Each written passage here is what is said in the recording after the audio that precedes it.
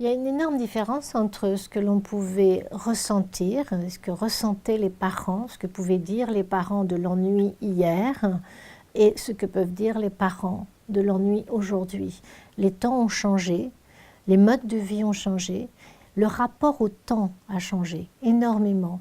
Aujourd'hui, les parents actuels ont pris pour habitude de penser, mais parce que collectivement nous le pensons, ils ne sont pas seuls, les parents appartiennent à une société qui pense, ils ont pris pour habitude de penser qu'il faut occuper les enfants, qu'il faut remplir le temps des enfants, avec en effet cette dimension un peu anxiogène qui est toujours pas très loin, qui est qu'un enfant qui s'ennuie est un enfant qui pourrait mal s'occuper, ou qui pourrait mal tourner, et qui pourrait faire des bêtises.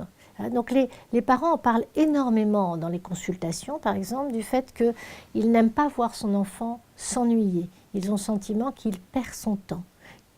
Alors qu'autrefois, excusez-moi, du coup, bien entendu, les parents sont amenés à remplir l'emploi du temps de leurs enfants.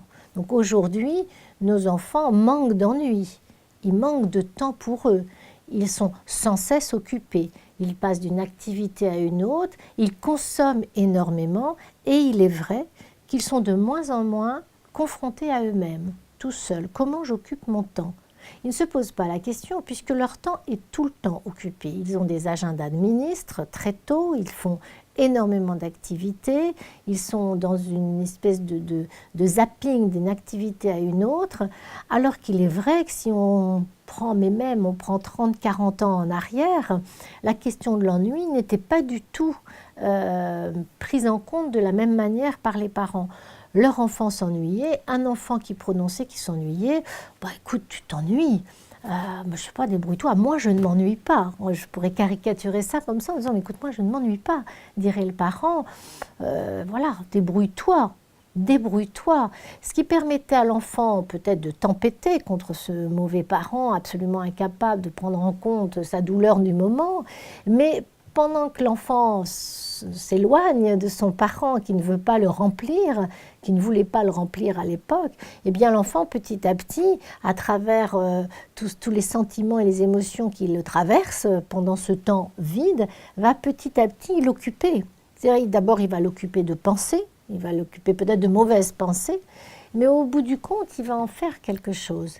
Et étonnamment, il va traîner, chercher. C'est un peu ce qu'on appelle la sérendipité, vous savez, c'est le fait de pouvoir comme ça, on part pour faire quelque chose, on arrive vers autre chose, et puis finalement on construit. En cheminant, on construit. Et c'est autrefois le cheminement dans le sens, cet espace vide, ce temps, que l'on supportait beaucoup plus quand il n'était pas occupé, eh bien l'enfant finissait par trouver des activités à faire et du coup il se remplissait de connaissances.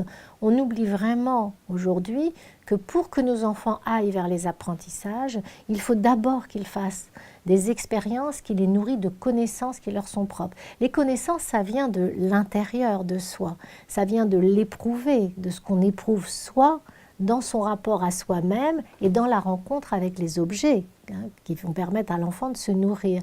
Les apprentissages viennent ensuite et à l'école, bien entendu, il sera grand temps pour l'enfant d'accéder aux apprentissages, à un savoir qui va venir de l'extérieur. Mais il faut d'abord qu'il soit nourri de l'intérieur pour pouvoir recevoir un savoir de l'extérieur.